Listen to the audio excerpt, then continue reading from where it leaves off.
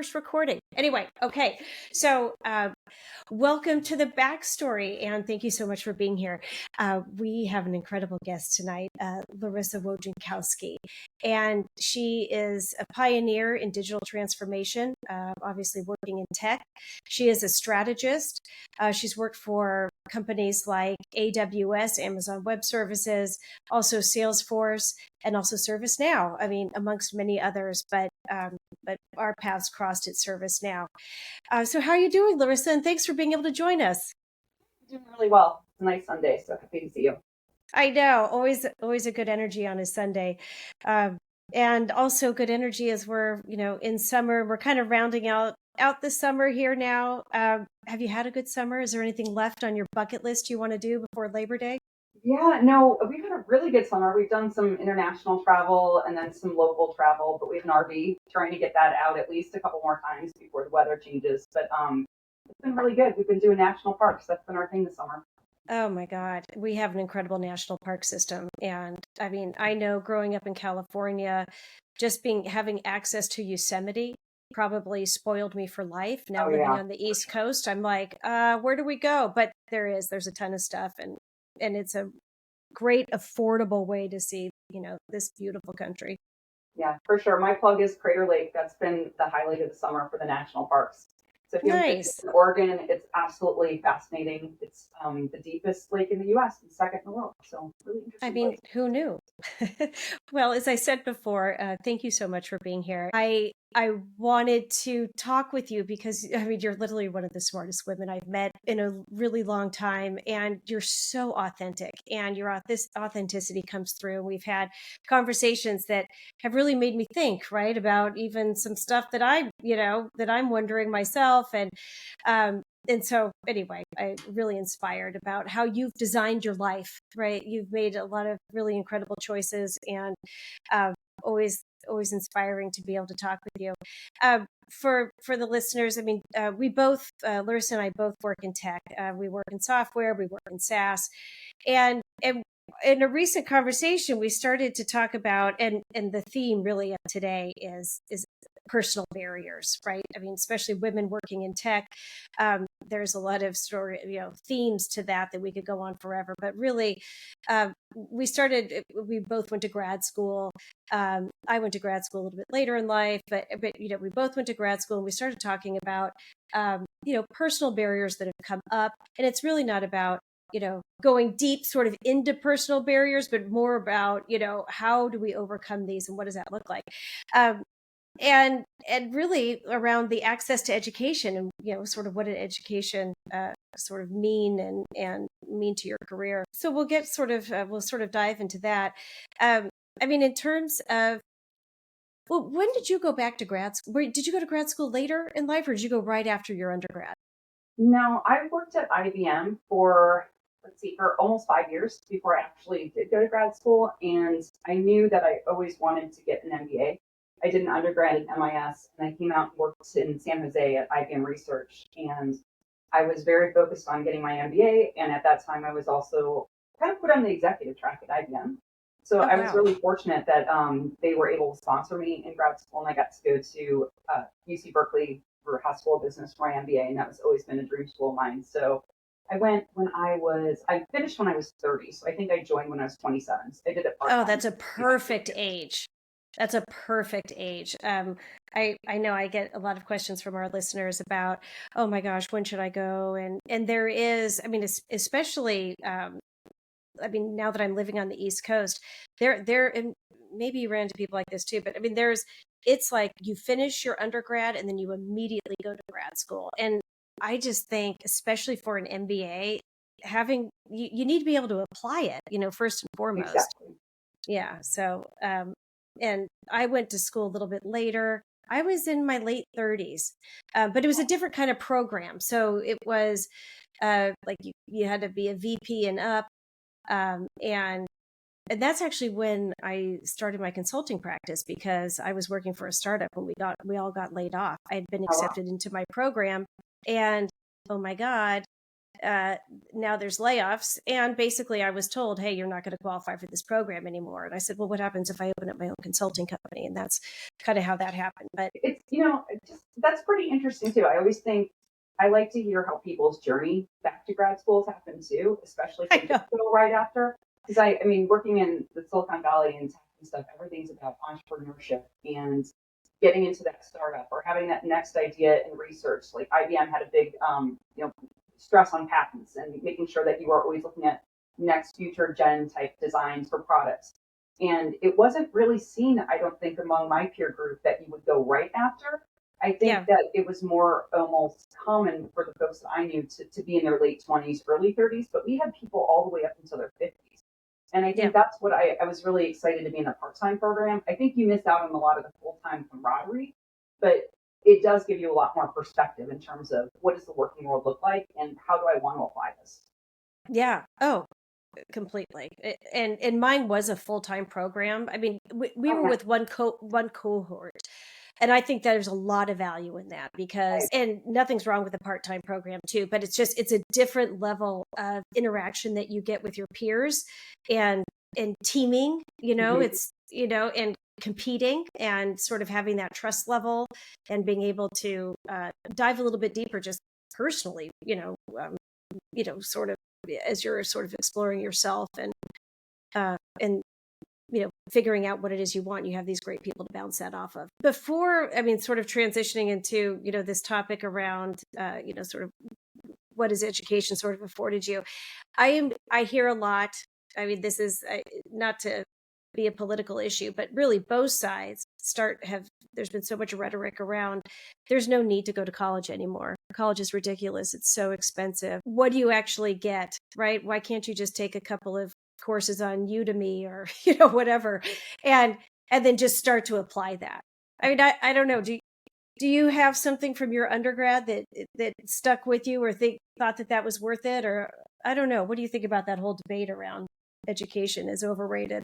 I think it's unfortunate that a lot of these discussions are coming about by the cost and the accessibility of college. And I do think Yeah, that university is something that's kind of a luxury item in the US. I mean, the EU, a lot of these things are, part of their human charter. And I do think it's unfortunate that the US does have to kind of figure out where they want to go in terms of healthcare and school. But to me, there were so many things that were outside of the core curriculum program that I don't think that you can replace.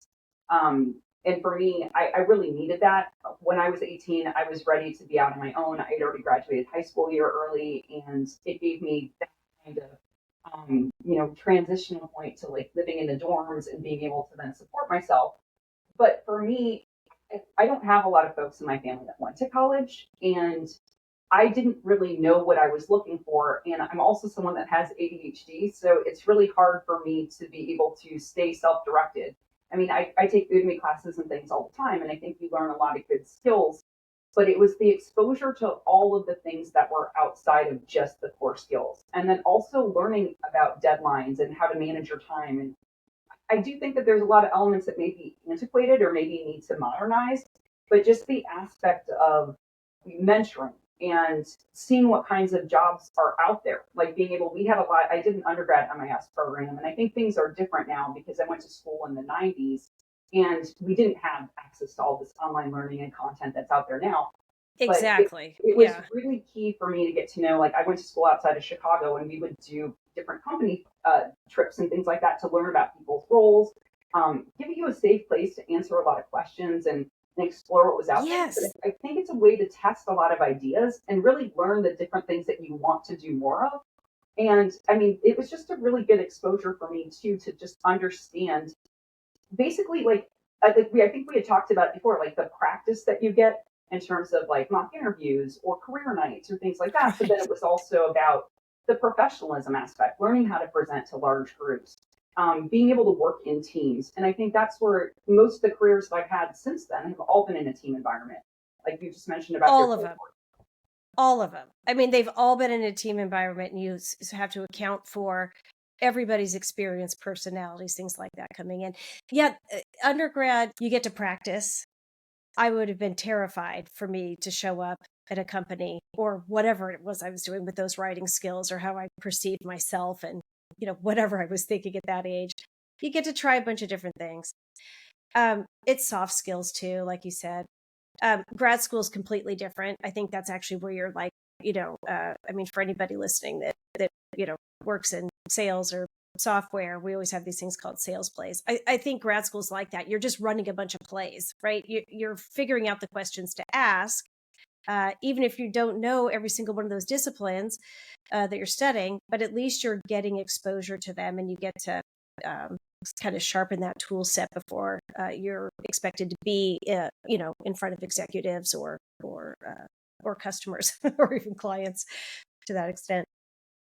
There's one other aspect too. I think now, I mean, I'm definitely a lifelong learner. I love learning from my peers like you or other folks that I get to talk to, but it's also the ability to try new things that might not be part of a career program either. I think that the one thing that people should really, if they're considering college versus just a skills-based program, is to think about, do I want to take an archaeology class? Do I want to take a philosophy class? I feel like I got a lot of exposure to the different things that I was interested in, but didn't necessarily want to pursue a career or a degree in. But Yeah. there's just so many different things I think we can touch on with that. But I think it was definitely a place where I feel like I really grew up and got confidence and grew into my own because I did have so many different exposure to different types of classes and people and projects and things like that.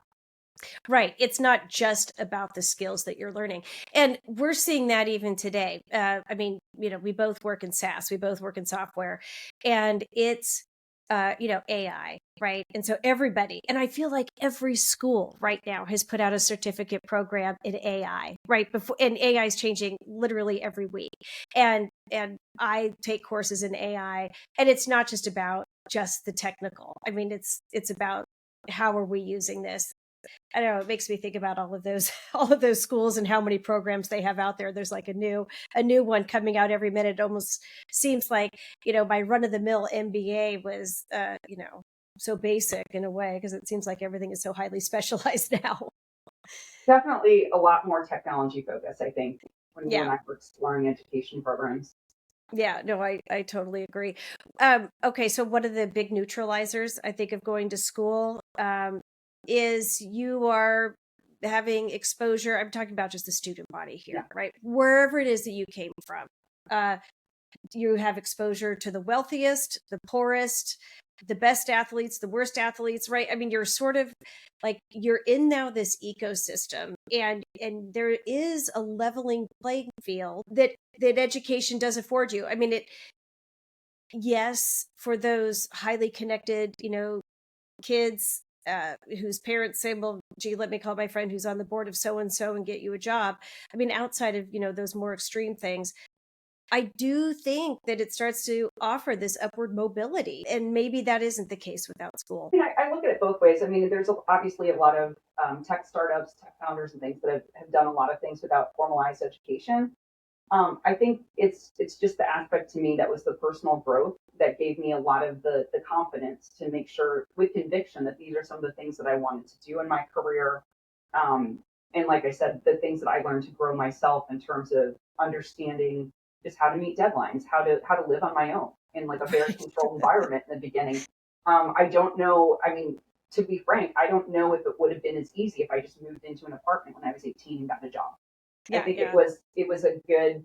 I did have a year before that to kind of play around in the working world, and I lived at my parents' house until I got into school. But it was a really good environment for me to do a lot of self discovery and be safe. And I think also it was a test for the real world. I mean, when we go to high school and things like that, we're going with a very controlled set of group with people with a lot of the same perspectives. Yeah, you're going to get access to a lot more like you said, people have different strengths and skills and things like that. But I think this was a way, even though I just went to a state school and it was very regional state school, it was still the ability to meet people from all different walks of life. yeah, And I don't think that that's something that I would have. My perspectives would have been different. I used both my grad and undergrad to do study abroad. yeah. Oh, That's where that's I got a great. passport and I got really interested in learning what other cultures were experiencing and those kinds of things. I think are have changed me in the best way to want to take on more and like I said, build confidence and the ability to take on new challenges and succeed. Yeah, no, definitely. And a lot of rhetoric out there right now also on all sides that, being in the, like how much money you make is not predicated on education, or maybe in other ways to say that, hey, you can have really incredible high paying jobs and be a part of the very like upper middle class and without an education. And I am, yes, I mean, I know that there's, and I'm probably going to get a bunch of, you know, stuff in my email on this from listeners, but I do I do think like there's a generalization that without education, it's never going to happen. But I also think there's some truth in it. I mean, and I know you had been taking a look at some statistics around, the upward mobility, and sort of as a society, there has been this great progression, and education probably is one of those defining forces to be able to allow that access.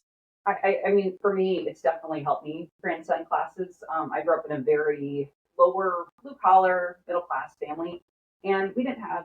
I mean, we had a home, we had a roof over our heads, but we didn't have a lot of luxuries. And I think watching my mother, who did not go to college, versus the opportunities that were afforded to me, it just gave me a different sense of independence and the ability to make choices for myself, to Yeah. explore things and figure out what I really wanted to do before I was just thrown into the working world.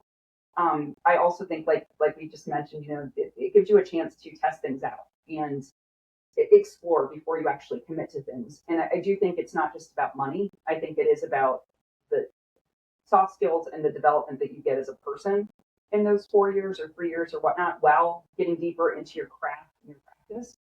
But yeah, I think one thing that we need to talk more about, and I know you and I have talked about it, like I have been doing a lot of research. There's all this discussions lately about, are we better off in the last 4 years, especially when those things come up in like an election year. It's just a pivot point. Right. We obviously had a big pandemic and a lot of things Right. have changed. Like, for example, I'm still working at home, which before that was something that I did on a rare occasion. But Me too. And that is weird. I mean, I mean, I want to get to this other point, but I will say that that has been uh, yes, we are back to work, right? I yeah, can go into an office if I want to, yeah, but that is no longer the expectation. I realize you and I have different jobs, right? We're in a very flexible industry. yeah. And yet I don't feel like it's all the way back at all. And it is really changed. It's a bit isolating, I gotta say. It is a bit isolating. And I think that that's where I know for myself, just like I said, having the ADHD and having the discipline to go through all the courses on my own and then also get that feedback. Like, am I taking the right things from this? Am I able to apply it in a test setting, like a homework assignment or things like that? Right. But Yeah. now I don't feel like when I work in teams, I'm getting the same level of interaction when you're actually taking time to go to lunch or get a coffee, not just immediately jumping into a Zoom call. It's just Right. it's a different type setting. I do think if I was going to make a financial investment into school, I would make sure that was an in-person program. But I know not everyone can do that either, just because of time and family constraints, or if you're making a big career pivot, you might still be working. But I think Yeah. that if there's a way to test things out and get educated, I think that that's something that's important to try to figure out ways. Maybe it's just through a networking group or something like that. If you're not Yeah. doing formalized education, but I've been reading a lot. What does it look like in the last 4 years? And you hear this rhetoric from many different sources, that the middle class is really not doing as well as they were. And I know inflation and obviously the aftermath of the pandemic is a big factor of that. But if you start looking at some of the few research studies, the middle class is actually shrinking, but it's because the upper middle class is growing. Now, since 1971, when they started tracking this data, it's gone up. Like the lower middle class has only gone, or the lower middle class, so someone that would be descending from the middle class, has only changed around 2%. But you're Oh. seeing the upper middle class grow, and I think a lot of that is because of accessible education. I think a lot of it is more females getting college degrees and working Yes. outside the home, which also does Yes. elevate, even if you are a traditional family with two family members working. But I've also read a lot of studies too that, family success, and and I'm not talking about success in terms of, are you a good mother or not, or are you raising your children with with a moral compass. I think it's more about, are you able to pay the bills and be comfortable, has changed dramatically because women have gone to school. And I don't think that those choices were as readily available. And even talking to some of the, my boyfriend's mother, people like that, who do have traditional roles. I mean, she's had two careers in her life, but I mean, it was like nursing or teaching. Those were the kinds of things that you heard a lot Yeah. of folks were going into. And so I Yes. think that just the fact that you and I have been in tech, I mean, I think says a lot. And I mean, for me, even though it's 2024, the only folks that I talked to this week that were not male were people that I actively sought out, either in my network, at work, or friends of mine. Like, I really don't have a lot of interaction with women, and I do think that that's just something that we should think about. I think it is one of the avenues to break down some barriers or elevate the family's earning potential. Yeah, well, totally. And I mean, this is non-conventional, but I feel like, so I mean, again, working in tech, I feel like law is very similar. The legal arena, very male dominated. Medicine. There's so many areas. I mean, I can really only speak to tech, but not a lot of women. A lot of talk about how much hiring we've done with women. I think there's massive improvements. Sometimes I think it gets concentrated just to totally generalize into areas that are not necessarily in the C-suite. They may not necessarily be in product or engineering. So they're in other areas of the company that seem to be more female dominated. And it really cuts off our ability to talk with one another about really sticky, kind of yucky topics like money and salaries. And I know we're never supposed to do that. But it's been very helpful in terms of defining, like, hey, are we being paid the same as these guys? Like, I don't know. Like, this is what I'm seeing. What are you seeing? Right. Um, and I've been able to kind of leverage that, for the benefit of at least being, equal. And there needs to be more of that too, right? I think we don't talk about that. We don't talk about our class system. We don't talk about how are you going to be moving up? What is it that you're, what are you going to do in order to do that differently? I know, It's I agree. And I think we've gotten so much more open as a society that there's different folks that have a voice that didn't before. But I do think one discussion that is still taboo is obviously money, earning potential, money. salary, but it's also that notion of class. And I mean, there are haves and have-nots, and maybe that's becoming more pronounced in our society, especially as we do, housing prices and different types of discretionary goods that we need have become much more unaffordable. I mean, people are Yeah. driving their cars longer, things like that. That makes sense. I mean, in a way, I think some of that is bringing us back to less consumerism. That's a Yeah. whole I think different that's discussion. great. But Yeah. I do think that class is something that we should have conversations about. And I mean, how if you're someone like me that didn't grow up with a lot of role models that were educated or had women that had careers, how do you actually learn about these things? How do you know what opportunities are available to you? And then also, how do you advocate for yourself if you don't know how much people make? I mean, Right. it's something that you really need to think, I think, deeply about in terms of when you start to look at your goals. I mean, for me, I'm not a very, I would say, materialistic person, but I grew up in a environment in my childhood that we didn't have a lot of discretionary income. There wasn't a lot of financial security. We only had one car growing up, which a family of four, that was pretty challenging when both my parents worked. Yeah. Um, those kinds of things created a lot of strife and discomfort at home, but it wasn't something that you actually think about consciously as a kid. Like, oh, those people are upper middle class and they have two cars.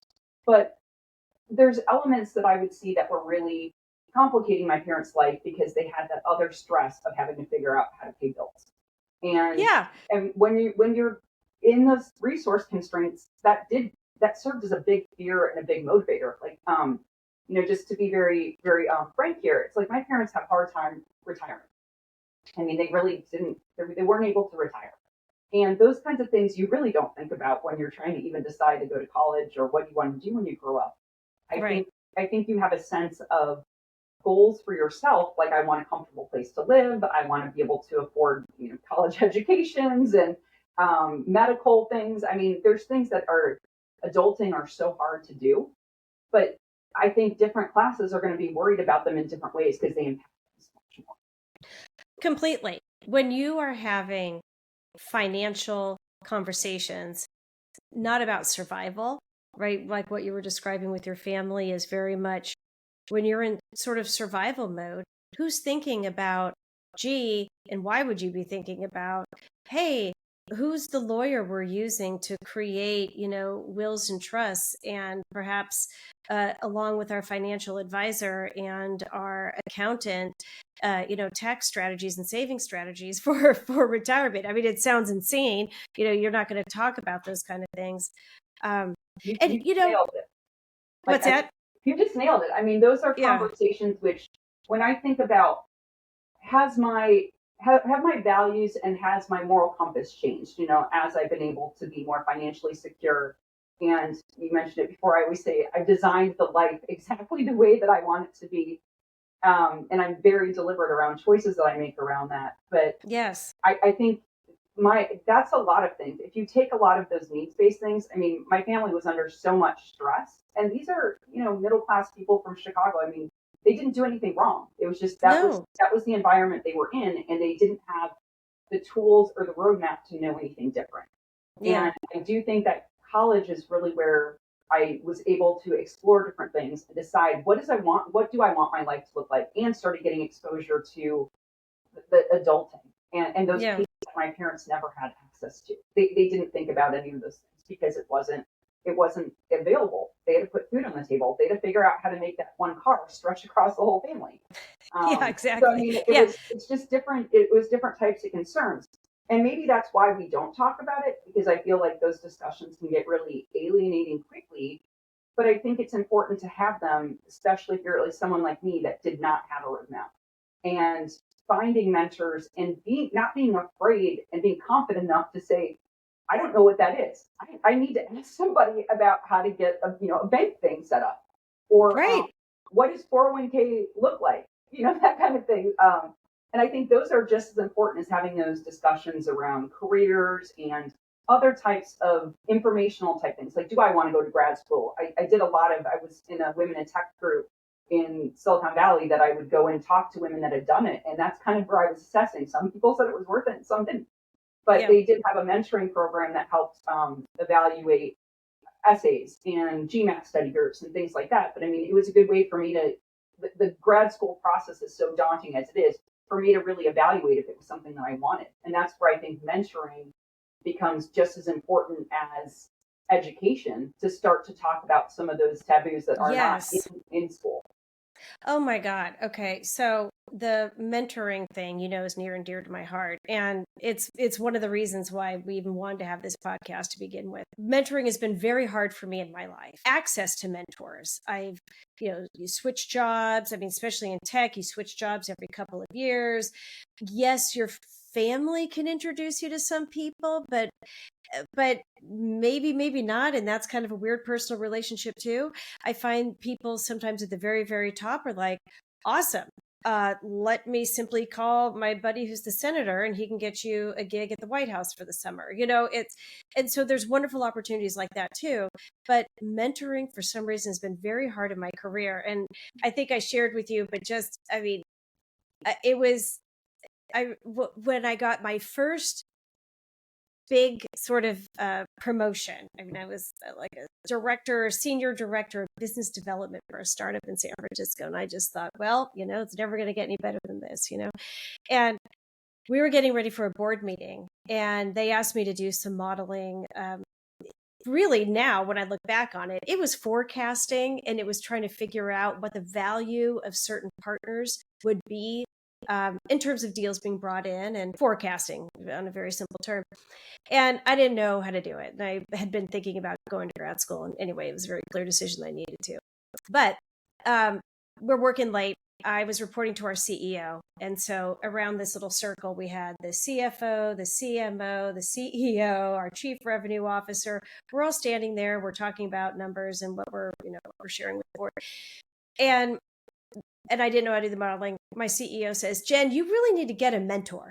And I'm like, well, anybody? Anybody? Like they have these incredible people sitting around me, and like I never could figure out like quite how to do that. And I don't know. Did you have good mentors? Did you have anybody that? I did. I did. Yeah. I mean, I have a lot of really fun memories of mentors, but even before it's formal mentoring, like I had teachers that really helped me. I was seen as a troublemaker. Maybe that's part of it. Was we didn't talk about ADHD as a diagnosis in the Catholic school that I went to, but No, I you was a didn't. distractor. I was a distractor. I was a troublemaker, things like that. And I had Oh, good teachers for that were you. able to work with me and recognize talent that I wasn't Yeah. even recognized at home. And Yeah. those kinds of things I think helped build my confidence, also really helped accelerate a lot of learning. I mean, making sure that they gave me more challenges and homework because sometimes that actually kept me, focused and engaged in things in class. But Yeah. even though those are informal mentors, I think for me, it's something that I just always want to know. And I think there's two different types of people in the workplace. Like when I hear that, when you told me that story, there's definitely the expectation that someone should have stepped up and said, "Hey, I'm going to teach you how to do that." But is that really the person that you can go and have a really candid conversation with? Like I said before, like Right. I've had conversations with people at work when I was in my 20s that I had to tell them like, "Hey, it's benefit sign up. Does anyone want to talk to me about like 401k and things like that?" And Right. most people want to tell you what they know. Most people have something in their journey that they do want to share with you. I don't think you can go and do that with everyone. I think you have to have some trusted folks that you can go and be real with, or be like, I'm struggling and failing at something. I need some guidance to talk through some of these ideas and try to figure out, like a solution to a problem like you were talking about. But I Yeah. think there's also the mentors that talk about, the formal processes, but there's the things that sometimes are not spoken about. Like, Yeah. I've Yep. always tried to, I've had formal mentors and I've had informal mentors. And some of the informal ones, these are people that have been in my life now since I've been in my 20s. I've worked with men that were not white that have talked to me about, you're a woman, you're probably going to face a lot of these things that I did. This is how you want Yeah. to handle it. And those kinds of things I think are invaluable because when you are young and learning in your career, and I say young, it could be maybe you're the same age as me, but you're making a pivot in a new career. There's Yeah. definitely skills that we all need to learn from each other, but I think there's got to be a safe space in a mentoring relationship that you can talk about some of those things that you're afraid to, Yeah. um, and also your fears and things like that. But I mean, I think it's something that I've always looked to seek out, and a lot of it will be inspired by like asking folks questions. Like the woman that I was mentioning that helped me with my MBA applications, her and I still talk. And now Yeah. we're in she's a CFO now, but for a while we were in very similar levels of roles and things like that. And even though she's in finance, I was at AWS, we were able to talk about careers at Amazon. And I could help her as she was trying to transition. So I Yeah. mean, there's those relationships. I think as long as you create those safe spaces, and you're willing to be vulnerable and ask those questions, it's amazing the answers that I got, Yeah. and it's things that you never would even think about. I mean, like especially like I said, talking to I would seek out men that were not traditional, like not traditional. Expected maybe they were like me, first time that they went to college or something like that. Just trying to find a variety of viewpoints. Mm-hmm. I mean, it's been invaluable to me. I mean, I think for me, I had pretty high confidence, and I have confidence in my skills, but I needed the next level, some of the nuances and understanding how to get your ideas across, how to deal with maybe missing the mark at work and recovering from that. I mean, those are the kinds of things that I think mentors make the most impact on. I think learning a skill is something that you can probably do on your own, but your mentors are going to talk about how to apply it. Yeah, it's a lot of the soft skills. And I I mean, I think there's such a misconception or an expectation, especially early in career and maybe that's who some of this conversation is geared towards today or, mid-career, that your manager is somehow your mentor. And man, that is not the case. And I'm not saying that they can't be. There's always exceptions, and wouldn't that be wonderful? But I think that's not the expectation, and people kind of set themselves up for failure, that they're going to get a job Yeah, and they're going to learn all this stuff yeah. from these people who are going to be totally invested in making sure that everything's going to be perfect, and they're going to walk away from this knowing everything. And it's like, no, you're there to do a job, and they're going to manage you to do that job. No, I agree. And I think that's one of the hardest lessons that you learn in your Yeah. first few roles and applicable anywhere, right? So whether it's a tech job or you're switching and pivoting careers to something else, I think those first few roles where you're learning the job, you just don't know. You think it's going to be like school or it's going to be like an online course program that it's going to get fed to you. But Yeah. the real world is full of uncertainties and things come up that might not be easy or there's different expectations. But to me, I learned very early from people in my career that your manager should be there to help achieve the results that your team has. You Yeah. should find people that are in your circle that can help you solve your personal problems or your approach, or Yep. maybe someone that you can practice things with before you actually go in a risky situation. Because I think it's really important too to think about building your brand. And mentors have also helped me with what does this look like? How am I going to be perceived? Helping me with the right messaging. And Yeah. I think it's important to try to seek out the people that have the knowledge that you have, but then also understand that everyone's coming with a different lens. Take what you can out of that message and use it and apply it as much as you can, but it's always going to be personal and individual. And mentoring to me, it's absolutely changed my life and helped a lot with the success that I've had in my career. Yeah. And I can tell you, most people, if you ask them, I just talked to someone that's an intern right now for undergrad marketing intern, and she's going into her senior year, and it was like she just reached out to me blind and had a Wow. good talk with her this week. I also mentor at San Diego State at their Zip Launchpad, so it's a startup incubator, and Very I think it's cool. important to find those opportunities. And to me, it's giving back because Yeah. I didn't know where to go oftentimes, but I don't think I've ever asked somebody. Maybe they don't have time to commit to a formal mentorship, and that's the thing too. Is mentor always sounds so formal? It doesn't have to be formal, but I No, don't think and a anyone. lot of companies offer it. They offer these programs and they're like, we're going to set you up with a mentor. And sometimes that is just a very inorganic process. It could be great. And I hope it is, if people have access to that. But man, like sometimes it just does, it feels forced. It's very forced, and also I think some of the best mentoring where you're really learning something is when you're in a situation that you need to solve and you Yeah. don't know when that's going to come up. And when you have these pre-canned, every quarter we check in, here's our little sheet, that's not going to give you the Uh, experience of I have a deadline this week, I've never done this before, and I'm building the plane while I'm flying it. I mean, those kinds of conversations I've had with my mentors, or I did something and it wasn't working out and we had to like talk through a new approach.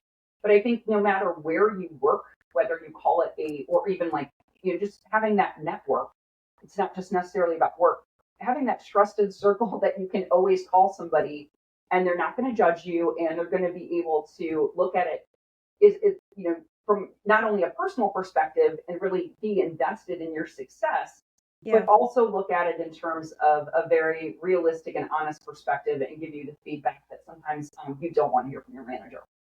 Yeah. I mean, there's been times that I approached something that I've talked through with informal mentors of mine that were just, they were probably 20 or 30 years ahead of me in the career. And they would, in a closed door environment, tell me something like, have you thought about this? Have you looked at that?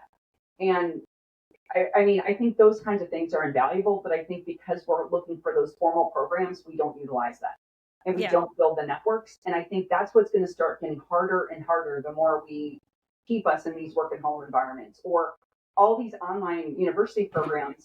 If you asked me, would you go to university now, kind of like what we talked about earlier, I don't know if I would do it as an online program. I don't think I would get the No. same mentorship as I do in. No, I mean, I totally agree. In fact, I mean, when people have asked me, is it even worth going to grad school anymore? I say, well, one, do you want to do it? If the answer is yes, well, then it's kind of like that's the end of the conversation. Like they really, really want to do it Yeah, because they want to learn. Great. You're not just checking a box, which I think yeah, is very, very important. If you're checking a box, you're probably going to hate it. But, you know, is it something they absolutely want to do? Can can they afford to do it full time? that's the next best option, right? Because we're talking about building your networks, building that personal board of advisors, right? Mhm. And Good I way to put think it. that's a really and whether those are mentors or they're people that you just highly trust, as friends in your life, but who can also kind of help you professionally. Um, and then if you can't do the program full time, which is really, then a part time program's fine I was too. going to But say, try to be yes. engaged as much as you I can was in going to person. say that's the next thing. I really wanted to come home on Yeah, that when you talked about it before, in terms of I did do it part time, and a lot of it was because I was being endorsed and supported by my employer. yeah, But I was very clear on this was going to be a program on a campus. It was going to be or I wasn't going to do it part yeah. time. It had to be Right. on It's campus. not. Yeah. Yeah, it wasn't virtual. Virtual is tough. And that network that I had there, I mean, I graduated in 2008, and we still have WhatsApp groups. I mean, Yeah, people are constantly interviewing where I am or looking for advice on things, and I think we've done a good job. There's 200 of us, and I think we've done a good job of at least offering and staying in touch. But it's amazing. Like, I've looked for jobs before, and it's like I'll just put something up to that WhatsApp group. I'll get 30 DMs of, like, open roles and people saying, how can I help talk to you about this? I mean, yeah. so I do think most people will say yes, but you have to be kind of self-directed in terms of don't waste their time. What are you trying to get out of this relationship? Well, And completely. Right. so, Right. and No, also, I what can agree. you give back too? Because I do think karma is a circle. So, Yeah. I agree with that. Um, uh, you brought up perception. Perception is everything, and it is true, right? I mean, first, it's not just first impressions. I mean, but it has to do with your brand and like how do people perceive you, and then what is the cross? Because you're incredibly authentic, and how people perceive you is it's like you want perfect work, you're going to go to Larissa. You want somebody who's going to really help you and tell you how it is and be really fair and really empathetic. No, you're going to go to Larissa too. So like you really have created that in a really wonderful way. I think there's an interesting intersection between being authentic and managing perceptions too. I don't know that we have time to go into it just now, but no, it's and it's yeah, something that we can definitely pick up at another time. But I do yeah, think one of the things about being authentic is being consistent as well. Um, yeah, I mean, if I meet somebody in my personal life, I'll say, hey, I'm not for everybody, nor do I want to be. yeah, I feel like the people that are constantly way too everyone's best friend at work, I'm always like spidey sense going off. yeah, Um, but I do think it's I'm willing to put myself out there and have real conversations with someone, and I want to bring others up because I know it was very isolating and lonely when I first graduated school and started getting into tech. I didn't have a lot of resources, hmm, and I don't think I could have succeeded without those relationships that I built. But I know for me, it took a lot of grit to get to where I wanted to be in life. But I think it also is a balance of grace. And yeah. I I don't love that. necessarily think grace is always about being showing up perfect all the time. But I think it's showing up as genuine with a positive outcome in mind. And I think handling things well, like really understanding with empathy, like, I mean, doing a lot of discovery, not only on yourself, but then also on others and understanding what's important to them to try to communicate in a way that we can find common ground. I Yeah, think those are the things that help you earn trust with others and also learn a lot about yourself too. Um, yeah, to me, I'm very clear on, and of course, we're all at different stages in our life, right? Like, I wasn't clear when I was 20, but it's a lot easier to say it after working for 20 years. But but I mean, right. I'm And pretty clear on what's important to me and what's important too in terms of how I want to be perceived, because I want to come across as genuine, committed, talented, but I'm also fiercely committed to myself and my self success. That I don't want to compromise my values, and I want to always look at the positive outcome in terms of what am I trying to achieve here. Yeah, yeah, I might not want to talk to those three people, but we have to find a way to work together. And what can I do to make this a positive experience? That's one thing. I don't think it's people pleasing. I think it's about learning how to live in society and live in the world and work together as a yeah, team and that kind of thing. But I think understanding, who you are and willing to take those risks and being really driven to try something and it may not work out and know that, I've taken roles before that once I'm in them for 6 months, it's something that I really wanted. And once I realized it was there, I wasn't passionate about it. It wasn't fulfilling me. But then you look at it from the other side too. Well, if it's not my dream job, that's something we can start to explore. But what is it fulfilling me here? And whether Yeah. that, medical expenses, having insurance, whether it's, paycheck Right. to pay off a student loan, that kind of Yeah. thing. But Right. Exactly. just being able to understand that nothing is permanent. Yeah. So I think that comes a lot with being authentic too, is knowing that everything that you do in your life is temporary. I mean, Yeah. even if you're doing a great job in a project, that project's going to end. And you may have the next project might not be as passion inducing and exciting. But just wanting to be that lifelong learner and take those risks and just being really confident that everybody's full of shit.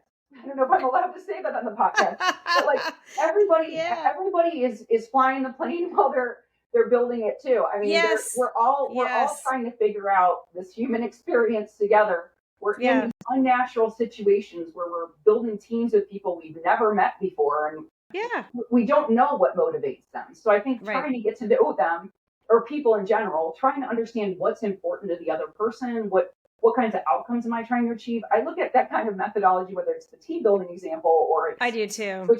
which where do I see myself? Like, I mean, I Yeah. really, when you asked me to be on this, I've been thinking too about, have my goals really changed all that much over the years? And I think the details have changed. Like there might be a new job that I want. There might be, some new people I want to meet or a new vacation spot or something like that. And maybe I refined I don't want to be a C level, but I do want to do this because I'm more passionate about that. That may have changed. But I Yeah. feel like my values and what I really wanted in life, I feel like has not changed. And I Well, think that's where you get I into the agree. deeper part of it too, that it's not just having the big house, it's what does the house represent? Right. And I think that's And where it you get the changes safety, throughout your life. security. Yeah. It changes throughout your life. And that's, I think we connected early on and how, I've got these 5 things, right, that I sort of feel that if you're designing your life, these are the 5 things that have been, critical to me. One of them's career. That's what we're talking about today, but it's obviously so much more. And it's, they've been within that framework. And I think that's what we're talking about. It's like within that framework, they've morphed and shifted, but it's always been consistently those, those kind of 5 things. And I think it only has been kind of later, starting in my 40s, did I finally wise up to the start with the end in mind and work your way back. Because it's easy to jump in with a lot of enthusiasm and let's just go kind of blindly. It's like, well, let's critically think about this a bit and kind of start that way back. I know we're kind of running out of time. I always love to end with, what is your sort of inherent superpower? We've talked about all these like skills and job trainings and things you could do and mentors and all these things. You mentioned grit and grace. Is that your superpower? I think it might be. I don't know. See, that's probably the brand, but I think what that represents to me is having like I said, a relentless commitment to myself. And that might mean taking risks, asking why 5 more times, getting really clear on what I want, Yeah. and then having that drive to get there. And I think for me, that's grit and grace is kind of the 2 things that have kept me from running my mouth off, but then also gotten me to the point where I've said things a lot more elegantly because I have the talent and I have the drive to work and the motivation. But how do I tie that together to be received how I want to be, authentic and Yeah. genuine?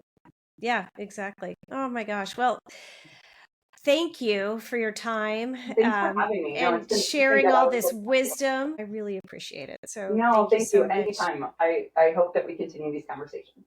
Oh, we will. Thank you.